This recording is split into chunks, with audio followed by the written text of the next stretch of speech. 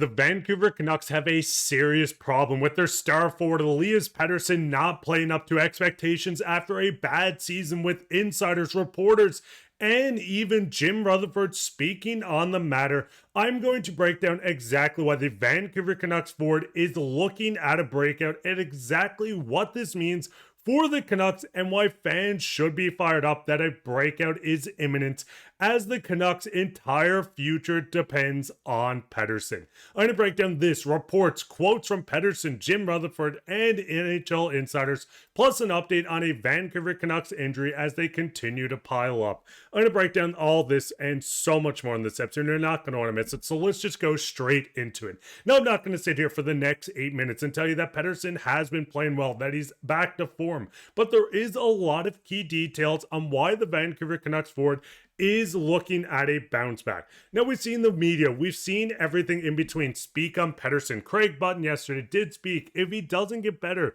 in the game in order, we're going to be talking about him as a buyout candidate. We're seeing this come from national members of the media, coming from television, and even going as far as fans, and I don't want to call anyone out, but on social media going that Pettersson has made me lose interest in the Canucks. I legitimately struggle to care anymore. The contract just set us up to stay mid, and you can continue reading. Now, the big thing with Pettersson, yes, I'm not going to sit here and say the forward is back to form. What we've seen is a 110-point season, and we know the contract, the biggest burden of this, $11.6 million. Even with the cap going up, if Pettersson continues at this rate, it's still a very bad contract. But listen, Canucks fans, give me the next 8 minutes, and I will at least try to convince you on why things are looking up. Now, going into this, we know Pettersson had a very down year last year. We've seen the drama between him and JT Miller going through the season, coming off a season with 89 points. The year prior, 102.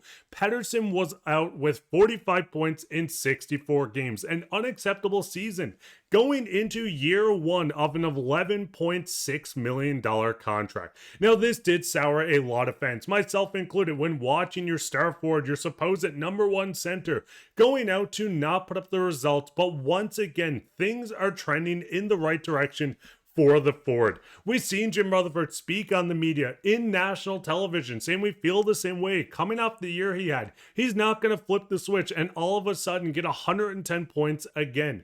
Although he's capable, he has the skill level to do that. With Jim Rutherford, we know he speaks quite a bit, sometimes too much. But the biggest thing around Pettersson is we've seen him get into game shape. We're seeing him throw hits. But the big thing is we haven't seen the production when it comes to the stats on the score sheet. Now, you can blame this on quite a bit. Maybe Pettersson came in not ready on the season, though he worked very hard. We've seen from his trainer, the workout videos, Pettersson put in the work. Maybe he isn't there able to get to that level once again. This is a new system, new line mates. Jake DeBrusk and Boeser have worked before, but maybe Pettersson hasn't clicked yet. But going into this and looking at the advanced stats on Pettersson, yes, these don't matter if you're not producing, but Pettersson finished last game with 0 points and a 76.24 expected for goals percentage at 5-on-5, first on the Canucks. Now, with Pettersson, we know there's a lot around him. He needs to shoot more. He needs to be more dominant. He needs to command the game. He needs to run this line. But seeing the numbers that he led this Canucks team, that wasn't very great during this game. But going out to at least lead them on expected 5-on-5, this does so show some signs of life. You go further into Pettersson, and this season, yes, we could see a lot more. His faceoff numbers are down over the first 3 games. Pettersson only putting up 1 assist in a blowout game versus the Calgary Flames. But physically, we see 6 hits in 3 games for Elias Pettersson, on pace to have a career high at this rate, hitting 2 a game. Pettersson is going out to show that he is physically able to go out. But the biggest thing is, and what a lot of athletes, when going through slumps, the mental side of the game has not come back yet.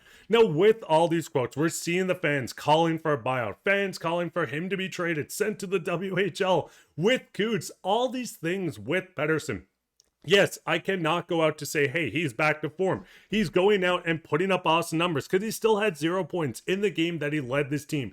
We do know Jim Rutherford said that he is capable of getting to this point, But when going even deeper into Pettersson and when speaking to the media, I want 3 shots a game or even more. Maybe that's a reflection we have to create more.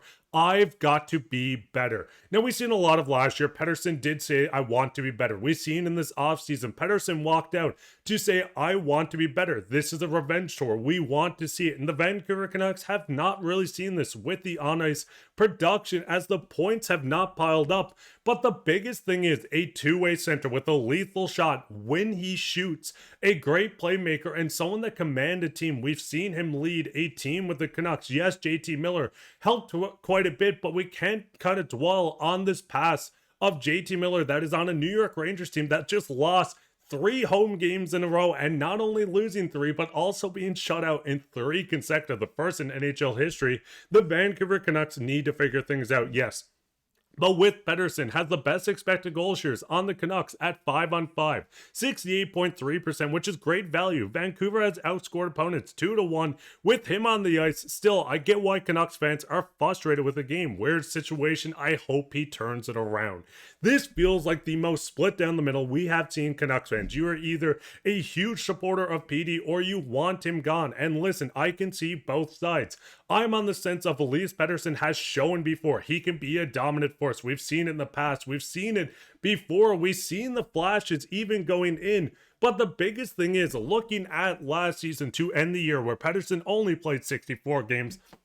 We've seen the offensive touch come back a tiny bit. We've seen back-to-back games, 3 games in a row with a goal. We've seen the assist coming up, and yes, he went down with an injury during the New York Rangers game, but the biggest thing is Pettersson is knocking on the door. We're seeing him get these chances. We're seeing him lead this team 5-on-5 in expected goals, but when going into Pettersson, we have seen the ice time drop.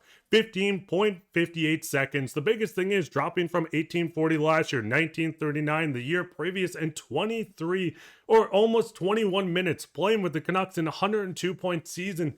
Adam Foote needs to deploy Pettersson as a number 1 center. This is what he is for the Vancouver Canucks. The Canucks depend on him doing this. And I mean, looking at the team, maybe switching these line mates up is something they need to look at. Evander Kane maybe jumps up. Conor Garland can control lines as well. Getting PD different looks where something is bound to work is something this management group has to look at some point. But listen, Canucks fans, what is your thoughts? What is your thoughts on Pettersson? Listen, I know there's a lot of mixed emotions. This is a forward that needs to show more. This is a forward that needs to go out and demand the puck, get the puck, score goals, and lead this team, especially with the team dealing with injuries. We see Patrik Allvin announce that Derek Forbort is out and placed on IR. The earliest he can return is Sunday, but seeing Derek Forbort and a really bad case of bad injuries and off-ice stuff leading in from last season, this is a Canucks team that needs to figure it out. Thatcher Demko looks great. Brock Boeser scored a great goal. We've seen Coots' small stint.